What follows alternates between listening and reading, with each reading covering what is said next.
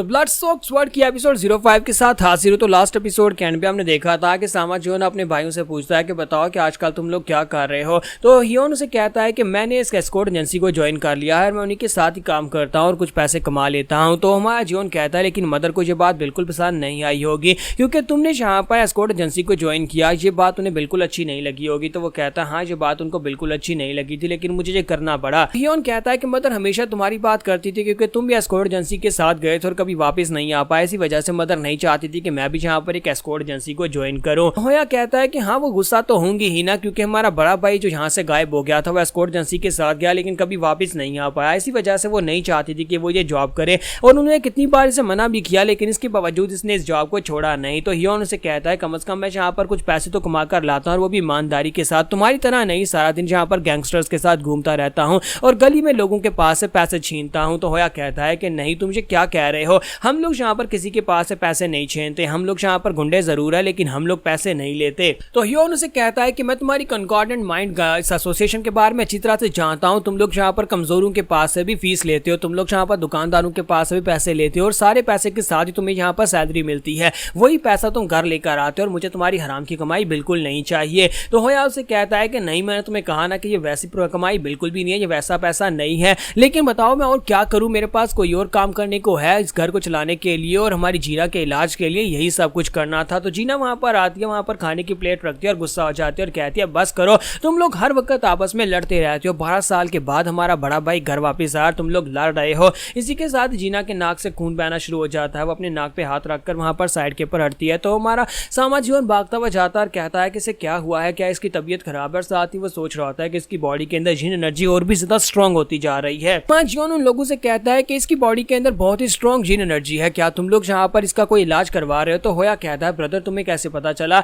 तो वो कहता है कि मुझे यहाँ पर पता चल गया, मैंने महसूस कर लिया, बताओ कि इसको तुमने किसी डॉक्टर को चेक करवाया, डायग्नोसिस क्या थी, डॉक्टर ने क्या बताया है। तो हियोन उसे कहता है कि हम यहाँ पर अपने एरिया के हर डॉक्टर के पास जा चुके हैं लेकिन कोई भी डॉक्टर इसका इलाज नहीं कर पाया, इसी वजह से हमें यहाँ पर अपने गाँव को छोड़कर इस जगह के ऊपर आना पड़ा। एक डॉक्टर जिसने यहाँ पर तुम्हारे जैसी बात की थी उस डॉक्टर ने भी कहा था कि इसकी बॉडी के अंदर बहुत ही पावरफुल जीन एनर्जी है जो कि बहुत ही जल्दी इसकी बॉडी को अंदर से कमजोर कर रही है, इसी वजह से उस डॉक्टर को दिखाने के लिए हम लोग इस गांव में चले आए। वो डॉक्टर एक बार हमारे गांव में गया था और उसने वहां पर जाकर जीना का इलाज किया, कुछ मेडिसिन के साथ इसकी हालत बेहतर हो गई थी। तो हम लोग यहाँ पर उस डॉक्टर के लिए, जब वो पता चला कि उस डॉक्टर का क्लिनिक इस गाँव में है, तो हम लोग 6 साल पहले इस गाँव में शिफ्ट हो गए थे जीना के लिए, सिर्फ हम लोग इस गाँव में आए थे ताकि उसका इलाज करवाया जा सके। उस डॉक्टर के पास से हम लोग हर साल जाते और जाकर मेडिसिन लेकर आते हैं और इसकी कंडीशन कुछ बेहतर रहती है, लेकिन देखा जाए तो कुछ अरसे में कुछ अरसा हो गया है, इसकी हालत और भी ज्यादा खराब होती जा रही है। तो होया उसे कहता है कि सिर्फ और सिर्फ उस डॉक्टर की मेडिसिन का असर है कि ये जो भी बीमारी है वो स्लो हो गई है जिसकी वजह से जीना अभी तक जिंदा है, वरना जीना कब की मर चुकी होती। तो जियोन उनसे कहता है क्या इसका कोई परमानेंट इलाज है। तो हियोन उसे कहता है कि परमानेंट इलाज के बारे में हमें फिलहाल के लिए कुछ भी नहीं पता,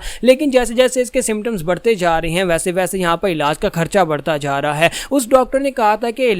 इसका इलाज है लेकिन उसके लिए हमें बहुत ज्यादा पैसा चाहिए, इतना ज्यादा पैसा कि हम लोग अपनी सारी जिंदगी में भी इतना पैसा नहीं कमा पाएंगे। अगर सच्ची बताएं तो हम लोग जहाँ पर रह रहे हैं जहाँ पर भी ये खर्चा बिल्कुल भी आसान नहीं है। मैं यहाँ पर होया के ऊपर इल्जाम लगाता हूँ कि वो ये गैंगस्टर्स वाला काम छोड़ दे, लेकिन वो यहाँ पर जो गैंगस्टर वाला काम करता है उससे काफी सारा पैसा आता है जिसके साथ हम जीना की मेडिसिन अफोर्ड कर पाते हैं और मेरी एस्कॉर्ट एजेंसी की जॉब के साथ तो बस घर का खर्चा ही चल पाता है, यानी कि हमारे हालात बहुत ज्यादा खराब है और अगर इसी तरह चलता रहा तो हम एक्सपेंसिव इलाज बिल्कुल भी अफोर्ड नहीं कर पाएंगे और जीना मर जाएगी। और हियोन वहीं पर रोना शुरू कर देता है। जब वो वहां पर रो रहा होता है तो जियोन आगे बढ़ता है, कहता है कि अब तुम दोनों को यहाँ पर ये करने की जरूरत नहीं है, तुम्हारा बड़ा भाई आ गया है ना, अब यहाँ पर मैं सब कुछ संभाल लूंगा, जीना का इलाज भी होगा और हमारा घर भी अच्छे से चलेगा। अब तुम्हारा बड़ा भाई होने के नाते मेरा फर्ज बनता है कि मैं यहाँ पर घर के सारे मामलात को संभालूं। जियोन उनसे कहता है कि पैसे के लिए परेशान होने की जरूरत नहीं है, पैसे का बंदोबस्त मैं कर लूंगा, कल हम डॉक्टर के पास जाएंगे जीना को लेकर और जाकर उससे पूछेंगे कि इसके इलाज में कितना खर्च आएगा, परमानेंट इलाज के लिए हमें यहाँ पर उससे पूछना पड़ेगा। तो हियोन कहता है ब्रदर तुम्हारा बहुत बहुत शुक्रिया,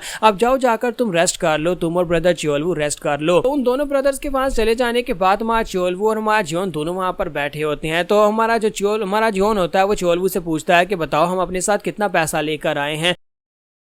तो वो उसे कहता है कि हम अपने साथ कुछ भी पैसा नहीं लेकर आए, बैंडिट्स के पास तुम्हें पता है जो पैसे मिले थे हमने वहां पर बांट दिए थे। कैप्टन तुम्ही ने तो कहा था कि सारे के सारे पैसे वहां पर गरीबों में बांट दो जिन लोगों को उन्हें बंदी बनाकर रखा हुआ था, इसलिए हम अपने साथ बहुत ही कम पैसा लेकर आए हैं। अगर हम वो सारे का सारा पैसा ले आते तो मुझे लगता है कि हम यहाँ पर एक महल बना सकते थे। तो सामा जियोन उसे कहता है कि वो सारे का सारा पैसा गरीबों से लूटा हुआ था और उन सभी को वापस जाना चाहिए था। सच्ची बताऊं तो मैं यहाँ पर उन कमीने लोगों के उस पैसे को टच भी नहीं करना चाहता था, इसी वजह से मैंने पैसा नहीं लिया, वरना अब मुझे यहाँ पर महसूस हो रहा है कि मैं पैसे लेकर आने चाहिए थे। तो चोलवू से कहता है लेकिन कैप्टन अब हम लोग यहाँ पर क्या करेंगे, क्या हम लोग उस चीज को बेच सकते हैं जो हम लोग डिमोनिक बुद्धा टेंपल से लेकर आए थे, अगर हम उसे बेचेंगे तो काफी सारा पैसा मिल जाएगा। तो चोलवू से कहता है लेकिन ब्रदर मुझे यहाँ पर जीना के बारे में बताओ कि उसकी कंडीशन कैसी है, क्या तुमने उसको चेक किया ना, तुम बताओ कि तुम्हें क्या लगता है कि क्या वो ठीक हो सकती है। तो जियोन उसे कहता है कि मुझे लगता है कि ये डॉक्टर ही बता सकता है, मैंने उसकी बॉडी को चेक किया, उसकी बॉडी के अंदर यांग एनर्जी बहुत ज्यादा कम है और जिन एनर्जी बहुत ज्यादा बढ़ती जा रही है। मुझे बिल्कुल भी आइडिया नहीं है कि उसको कैसे ठीक किया जाए, मुझे लगता है कि एक डॉक्टर ही यहाँ पर परमानेंट इलाज बता सकता है क्या है उसको कैसे ठीक किया जाए, वरना जिस तरह से जिन एनर्जी बढ़ती जा रही है उसकी बॉडी अंदर से फ्रीज हो जाएगी और वो बच नहीं पाएगी और बहुत ही जल्दी वो मर जाएगी। तो जियोन उसे कहता है लेकिन ब्रदर तुम अपनी यांग एनर्जी उसकी बॉडी के अंदर इन्फ्यूज कर सकते हो क्योंकि तुम्हें तो ये करना आता है और तुम पहले भी ये कर चुके हो, तुम्हारे लिए कोई प्रॉब्लम की बात तो नहीं है। तो सामा जियोन उसे कहता है कि ये इतना भी सिंपल नहीं है, मैंने ट्राई किया, जब मैंने उसका हाथ पकड़ा था मैंने अपनी एनर्जी उसकी बॉडी के अंदर एंटर करने की कोशिश की थी, लेकिन मुझे नहीं लगता कि इसके साथ कोई फायदा होने वाला है क्योंकि उसकी बॉडी के ऊपर कोई इफेक्ट हुआ नहीं है। इसका मतलब यह है कि सिर्फ एक डॉक्टर ही बता सकता है कि कैसे उसकी बॉडी के अंदर यांग एनर्जी को और ज्यादा बढ़ाया जा सकता है। हमें इस सब में बहुत ज्यादा जल्दी करनी होगी, जल्दी से पैसे लाकर डॉक्टर से उस इलाज के बारे में पूछना होगा ताकि हम लोग उसका इलाज करवा सके, वरना वो बच नहीं पाएगी। तो नेक्स्ट सीन हमें हॉस्पिटल का दिखाया जाता है कि ये सभी भाई बहन जो होते हैं हॉस्पिटल पहुंच जाते हैं। जैसे ही वहां पर पहुंचते हैं तो वहां तो रश लगा होता है, हॉस्पिटल में इतने सारे पेशेंट्स आ रहे होते हैं कि ये लोग कहते हैं कि लगता है कि लाइन में लगना पड़ेगा, जहां पर तो बहुत ज्यादा पेशेंट है, इतना रश तो हमने पहले कभी नहीं देखा। सामा जियोन कहता है कि जितना ज्यादा यहाँ पर रश है, हम लोग सुबह सुबह के वक्त आए थे ताकि सुबह के वक्त रश ना हो, लेकिन फिर भी इतने पेशेंट्स है, इसका मतलब यह है कि डॉक्टर वाकई में अच्छा होगा जिस डॉक्टर के पास हम लोग गए हैं। तो इसी के साथ ही होया उसे कहता है कि ब्रदर हाँ डॉक्टर बहुत ज्यादा फेमस है, इस इलाके में सिर्फ एक ही तो डॉक्टर है, इसी वजह से आसपास के गांव के लोग भी यहीं पर इलाज के लिए आते हैं, तुम लोग यहीं पर रुको, मैं जाकर अपने ब्रदर से बात करके आता हूं। और वहां पर सामने उसकी कॉन्कॉर्डेंट माइंड एसोसिएशन के ग्रुप के लोग होते हैं, यानी उसकी गैंग के लोग होते हैं, वो जाकर उनसे ग्रीट करता है, जाकर उनको हेलो हाई करता है ताकि उनके साथ ताल्लुकात बनाकर अंदर जाया जा सके। चोलवू उनसे कहता है कि ये क्या कर रहा है और वो लोग कौन है। तो इसी के साथ हियोन उनको बताता है ये इसके गैंग के लोग हैं। हालांकि इन लोगों को यहाँ पर आने के लिए कुछ भी नहीं दिया जाता, यानी कि इन लोगों को यहाँ पर कोई पेमेंट नहीं मिलती, ये अपनी मर्जी से यहाँ पर आते हैं और आकर इन गरीबों के पास जो पैसा इन्हें मिलता है, यानी टिप के तौर पर जो पैसा इन्हें मिलता है वो रख लेते हैं। बस यहाँ पर ये समझ लो कि ये यहाँ पर लोकल पुलिस की तरह काम करते हैं और आकर यहाँ पर मैनेजमेंट करते हैं कि कोई यहाँ पर झगड़ा ना करे। चोलवू से कहता है लेकिन तुमने तो कहा था ये गैंगस्टर्स हैं, फिर ये लोग यहाँ पर इतनी तमीज से क्यों खड़े हैं और सभी लोगों को इतनी आसानी से मैनेज क्यों कर रहे हैं। तो इसी के साथ ही होया से कहता है कि तुम बस यहाँ पर ये समझो कि ये लो लेवल के ग्रंट्स हैं और जहाँ पर उससे ज्यादा वो कर भी क्या सकते हैं। तो होया जो होता है अपने सीनियर ब्रदर से बात करने के बाद आता है और उनसे कहता है काम हो गया, चलो हम लोग अंदर चलते हैं, हमें डॉक्टर से अपॉइंटमेंट मिल जाएगी। तो यहाँ पर हम लोग अपनी एपिसोड 05 का एंड करेंगे और नेक्स्ट एपिसोड में देखेंगे कि डॉक्टर यहाँ पर जीना का इलाज क्या बताएगा और उसके लिए कितना पैसा लगने वाला है और हमारा जियोन पैसा कहाँ से लेकर आएगा।